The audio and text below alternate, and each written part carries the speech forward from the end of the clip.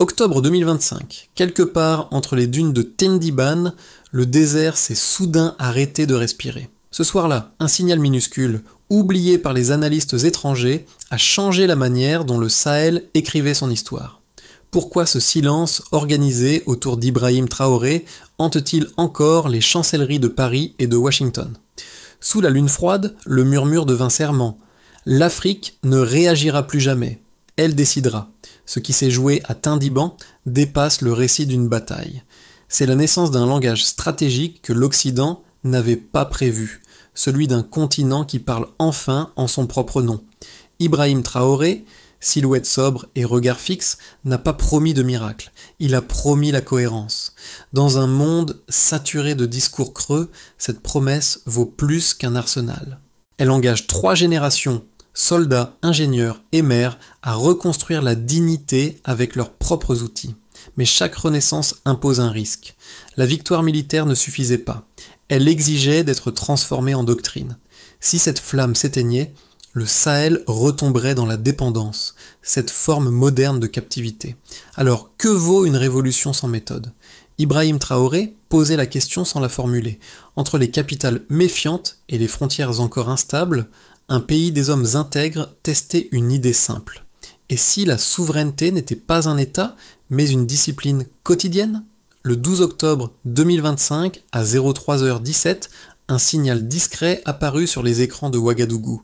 Un faisceau de drones artisanaux avait tracé un corridor invisible entre le Mali, le Niger et le Burkina Faso. Ce chiffre-là, 3h17, devint plus tard un symbole, celui de la minute où l'Afrique cessa d'attendre l'autorisation. Jusque-là, les rapports décrivaient le Sahel comme une ligne de faillite. Budget d'aide, missions onusiennes, coopérations successives, puis les mêmes silences. Les cartes montraient des frontières, mais pas de lien. Sous ce décor immobile, Ibrahim Traoré observait les ingénieurs du service AES tester leur nouvelle grille de communication, un réseau né non des subventions, mais de l'entêtement collectif. Derrière cette innovation se cachait une fatigue profonde, celle de 50 ans d'alternance entre dépendance et abandon. Le monde regardait des statistiques, les Burkinabés voyaient des tombes. Les alliances changeaient de nom, mais pas de résultat. Et pourtant cette fois-ci quelque chose différait. Aucune signature étrangère, aucun conseiller en coulisses. Dans une salle sans drapeau, Traoré murmura simplement « Assez ». Ses officiers comprirent sans lever de ton. Ce n'était plus un appel au combat, mais une décision d'architecte. À ce moment précis, la doctrine intelligence, mobilité, unité passa du papier au terrain. Les moteurs s'allumèrent, les radios s'accordèrent et la poussière du Sahel devint matrice.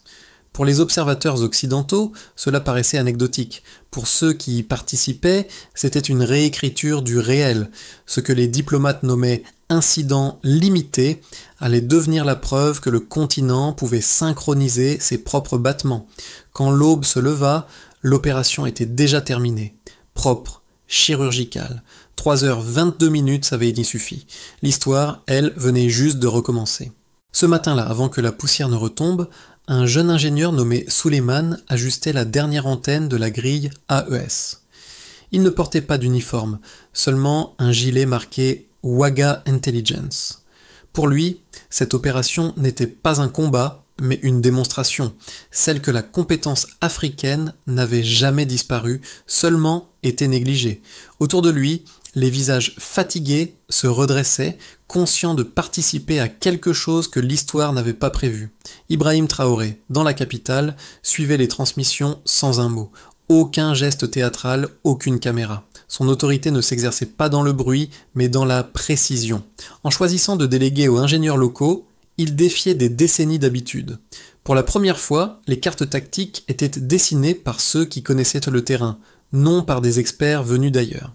Dans les villages alentours, les échos du succès se mêlaient à la méfiance. Le peuple avait souvent vu des victoires sans lendemain. Pourtant, quand les premiers rapports confirmèrent la stabilité des zones libérées, un frisson parcourut les marchés et les radios. Le silence d'attente commençait à céder la place à un murmure nouveau, celui d'une responsabilité partagée. Sous le soleil montant du Sahel, la révolution n'avait pas de drapeau, seulement des visages calmes. Et dans ces regards, on lisait déjà ce que signifiait l'aube d'une souveraineté vécue, non déclarée. Tout commença la veille à minuit, quand les éclaireurs signalèrent un déplacement anormal de colonnes motorisées au nord du Burkina Faso. À 00h42, la première instruction tomba. Éteignez les lumières, gardez les canaux ouverts. Ce n'était pas une phrase de commandement, Nung de confiance. Dans l'obscurité, chaque unité savait déjà ce qu'elle avait à faire. À 01h15, les drones africains dérivaient au-dessus du sable, silencieux comme des oiseaux dressés à la patience. Les écrans de Bamako, Niamey et Ouagadougou palpitaient en du même rythme. Les ingénieurs suivaient les coordonnées, non les ordres. Les plans avaient été dessinés collectivement. Quand le premier moteur adverse fut repéré, la riposte n'était pas improvisée. C'était une équation résolue d'avance. À 02h00, les SR5 s'élevèrent dans un souffle orange. Le ciel s'ouvrit comme un parchemin brûlé. Les observateurs étrangers, habitués aux transmissions floues, reçurent cette fois une image claire. Un front coordonné, 3 nations agissant comme un seul organisme. Dans les tentes ennemies, la confusion régna.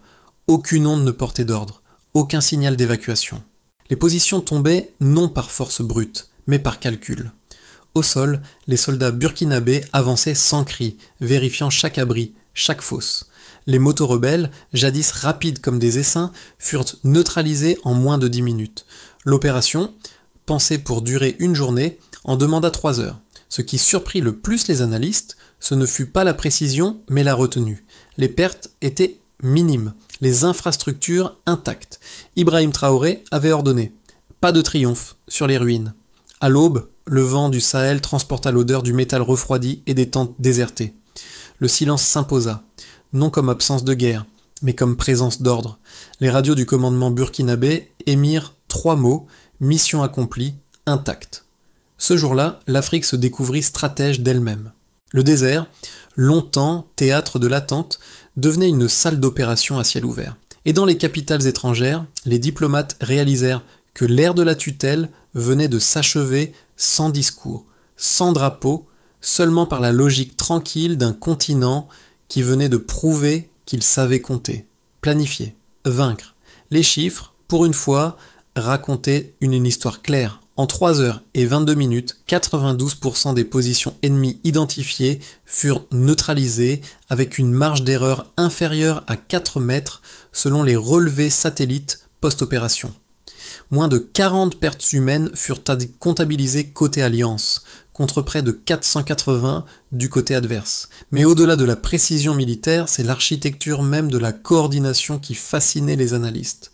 Le réseau numérique AES, construit en moins de 8 semaines par 37 ingénieurs burkinabés, avait relié 214 points tactiques entre 3 pays. Chaque signal, chaque flux de données était chiffré par un protocole local baptisé Anfani, Mopel signifiant confiance. Cette infrastructure, déployée à coût réduit, environ 1,2 million de dollars selon les documents internes, surpassait en efficacité des systèmes 10 fois plus onéreux. Les chiffres logistiques racontaient aussi la rigueur nouvelle. 300 drones de fabrication régionale, autonomie moyenne de 110 minutes, taux de défaillance de 1,6%. Les véhicules au sol avaient consommé 17% de carburant en moins grâce à une planification optimisée des trajets. En langage d'ingénieur, cela s'appelle de la redondance positive. En langage d'historien, c'est la preuve d'un basculement technologique. À Ouagadougou, les serveurs de données avaient enregistré 1,8 téraoctets d'informations en temps réel, analysées par un algorithme d'apprentissage simple, développé par des étudiants de l'université Joseph Ki-Zerbo. Pour eux, cette victoire fut aussi celle de la jeunesse, d'un code libre, né dans des laboratoires sans climatisation. Ces métriques, si froides pour certains, devinrent la chaleur d'une preuve. L'Afrique pouvait produire de la précision. Là où les interventions étrangères se vantaient moins de budgets colossaux, la coalition AOS avait montré qu'une stratégie fondée sur la discipline et la coopération locale suffisait à inverser la courbe de dépendance. Dans les jours qui suivirent, les données circulèrent jusqu'aux rédactions européennes. Les analystes, incrédules, recalculèrent les comptes ratios. Aucun modèle de guerre asymétrique ne prévoyait un tel résultat. Et pourtant les chiffres ne mentaient pas. efficacité tactique supérieure de 68%, perte civile quasi nulle, zéro frappe non autorisée. Ibrahim Traoré, sobre devant les écrans, ne célébra pas ces pourcentages, il les interpréta comme une responsabilité. Si nous pouvons coordonner la guerre avec si peu, nous devons coordonner la paix avec plus. Ainsi, la victoire de Tindiban devint moins une statistique qu'une équation morale. Les données étaient les preuves, mais la méthode en était la leçon. À peine la poussière retombée, deux lectures du succès de Tindiban s'opposèrent. La première, venue des observateurs étrangers, voyait dans l'action d'Ibrahim Traoré un épisode isolé. Une victoire de circonstance portée par la chance et l'effet de surprise. Les chancelleries européennes répétèrent le mot « fragilité », arguant qu'un système sans partenaires extérieurs finirait par s'effondrer sur lui-même. Selon elles, l'autonomie du Sahel n'était qu'un feu de paille allumé dans la nuit du désordre mondial. La seconde lecture, portée depuis Ouagadougou, Bamako et Niamey, affirmait au contraire qu'il s'agissait d'une démonstration de maturité stratégique. Ce n'était pas un rejet du monde, mais une redéfinition du lien. Coopérer, oui, mais d'égal à égal. Les faits donnaient du poids à cet argument. 0 consultant étranger, 100% d'exécution locale. Efficacité mesurée par la réduction des pertes humaines.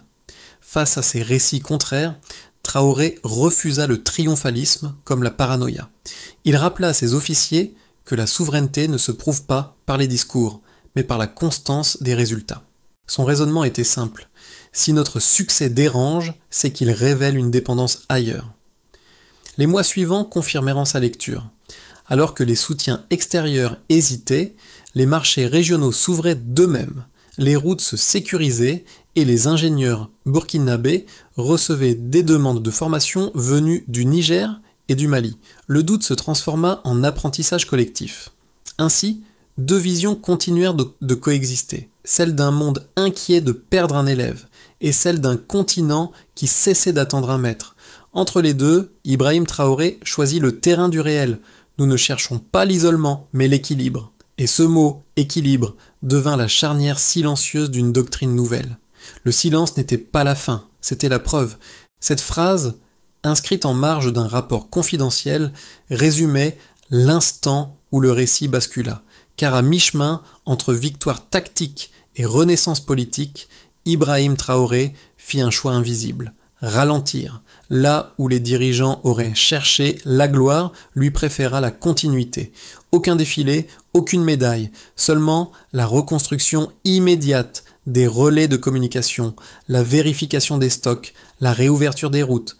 Ce geste presque banal changea la trajectoire. Le monde extérieur attendait un discours. Il eut une méthode. Le Sahel n'était plus une terre à libérer, mais un réseau à stabiliser. Dans les couloirs du palais de Ouagadougou, Traoré murmura « Le courage, c'est de ne pas confondre bruit et mouvement ». Ce renversement subtil marqua le véritable milieu du récit. La victoire ne se mesurait plus en kilomètres conquis, mais en cohérence conservée. Pour la première fois, les États du Sahel parlaient entre eux avant de parler aux autres. Le désert, autrefois champ de bataille, devenait laboratoire. Les semaines suivantes transformèrent l'éclat de Tindiban en une réalité mesurable. Au niveau national, au Burkina Faso, les zones rurales, jadis isolées, furent reconnectées. En moins de 2 mois, 73% des routes secondaires rouvertes permirent le retour des marchés hebdomadaires. L'administration lança un audit public sur la redistribution de l'aide, 7 fois pilotée par des universités locales. Ibrahim Traoré insista. La souveraineté commence quand les chiffres appartiennent à ceux qu'ils décrivent. Au niveau économique, le succès militaire stimula la confiance. Les investissements régionaux reprirent, modestement mais sans intermédiaire. Des coopératives agricoles du Niger et du Mali relancèrent les échanges transfrontaliers en monnaie locale. Les banques communautaires virent affluer les dépôts, plus 28% en un trimestre. Dans les ateliers, on imprimait des pièces de drones sous licence ouverte. Le mot « indépendance » cessait d'être un slogan, il devenait une chaîne de valeur. Au niveau diplomatique, à Paris, on parla d'anomalie stratégique. À Washington, d'expérience temporaire. Mais dans le sud global, du Caire à Caracas, les éditoriaux saluèrent un précédent, un modèle de coopération horizontale sans parrainage. Les ambassadeurs africains, souvent relégués à des seconds rôles, virent leur agenda se remplir. L'image d'un continent éternellement assisté se fissurait sous le poids du réel. Au niveau culturel, dans les rues d'Ouagadougou, les murs se couvrirent d'armes de fresques, des lions sans couronne, des enfants portant des antennes plutôt que des fusils. Dans les écoles, les enseignants racontaient la bataille des 3 heures comme une leçon de coordination. Les radios populaires rediffusaient les paroles sobres de Traoré. Nous avons arrêté de saigner avec nos propres mains. Ce ton sans emphase devint un style collectif. Ces changements, encore fragiles, avaient pourtant une portée inédite. Pour la première fois, le mot Sahel n'était plus associé à la crise, mais à la capacité. Les analystes extérieurs parlaient de moment burkinabé, d'autres de syndrome de Tindiban. Mais dans les villages, personne n'employait ces termes. On disait simplement « le matin a changé ». Et dans ce matin, chaque respiration portait la trace d'un continent qui se découvrait debout. 6 mois après Tindiban, les stratèges de l'Alliance des États du Sahel traçaient 3 trajectoires possibles. Concernant le scénario de base, la consolidation silencieuse était le plus probable selon les analystes africains. Maintien de la stabilité intérieure, croissance lente mais continue, coopération régionale institutionnalisée.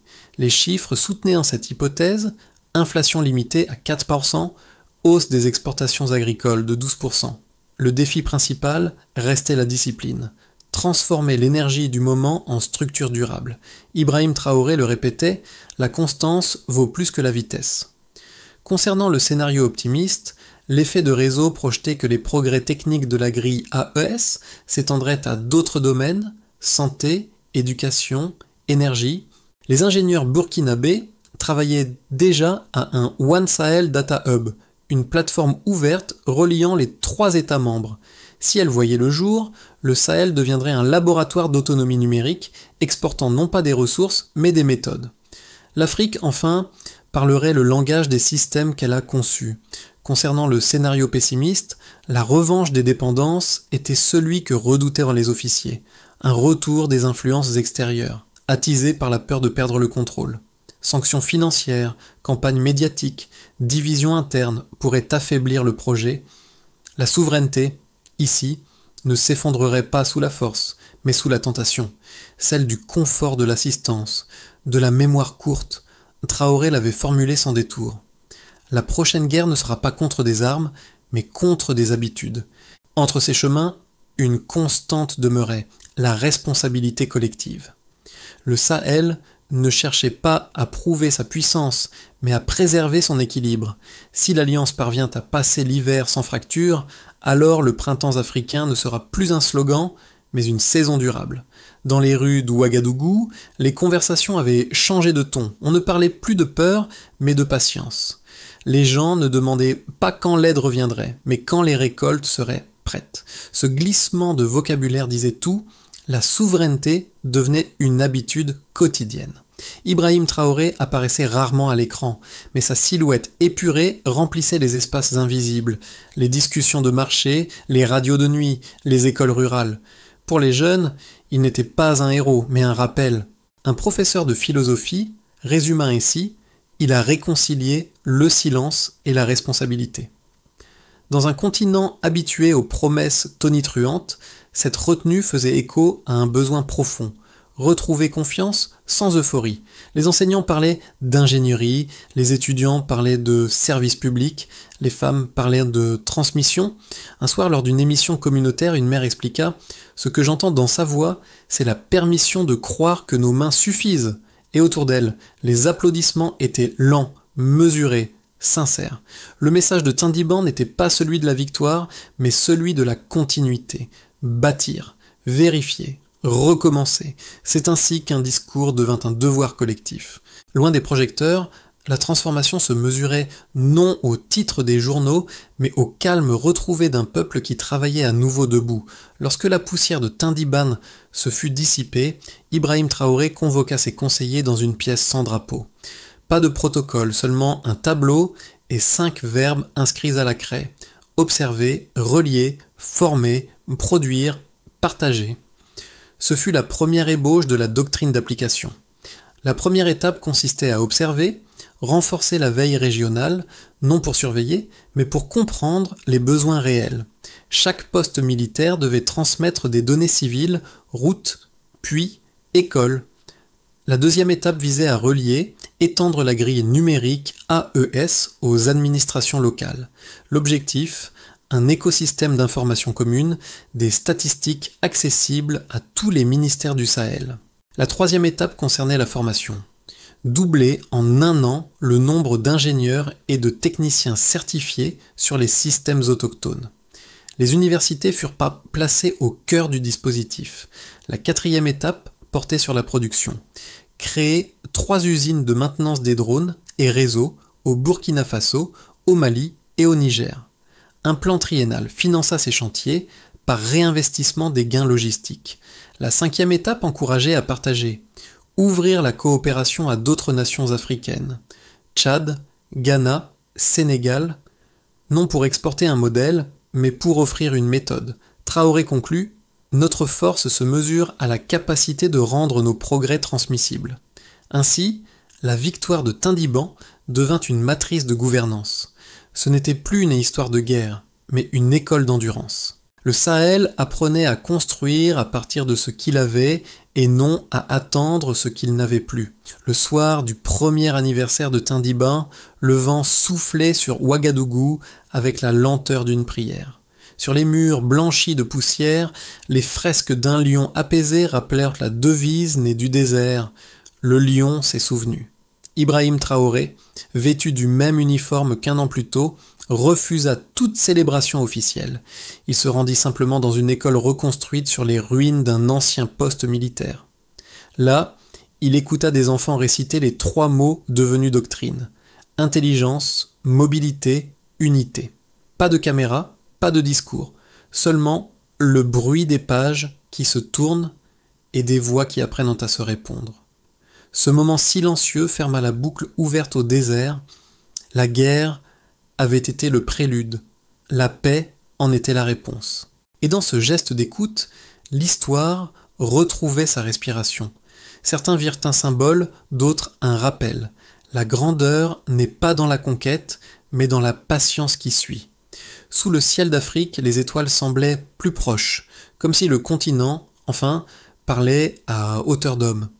L'histoire de Tindiban n'appartient pas aux archives, elle continue dans chaque geste ordinaire, dans les marchés, dans les salles de classe, dans les mains qui réparent, plutôt qu'elles ne supplient. Le réveil du Sahel n'est pas un spectacle, c'est une invitation. Ibrahim Traoré l'a souvent répété, la souveraineté n'est pas une frontière, c'est une attitude. Et cette phrase, reprise par des millions de voix, a cessé d'être une maxime politique pour devenir une manière d'être ensemble. Chacun peut y prendre part, en racontant, en enseignant, en refusant la résignation. Le désert n'a pas besoin de héros supplémentaires. Il a besoin d'hommes intègres qui marchent dans le même sens. Alors, où que vous soyez, écoutez le vent du Sahel. Il ne parle plus de douleur, mais de devoir.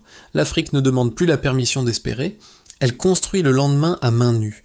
La question désormais n'est pas de savoir si vous regarderez ce mouvement, mais si vous choisirez d'en faire partie.